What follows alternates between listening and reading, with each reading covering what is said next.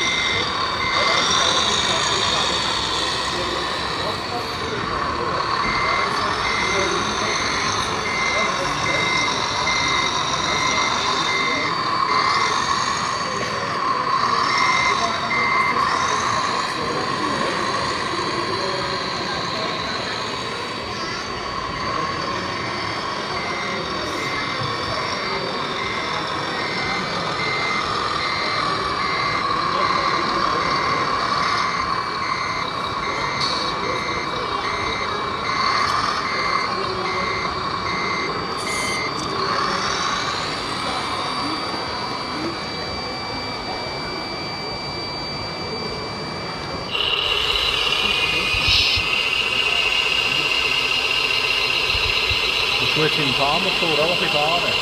Oder zügst die unten?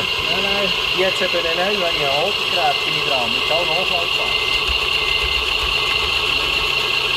Und wie du jetzt nach Kamingetriebe habe ich abgehauen und mache nur 2 Gang in einem Leerlauf. Da kannst du eben den Leerlauf brauchen und dann kannst du die unteren Scheiben lassen.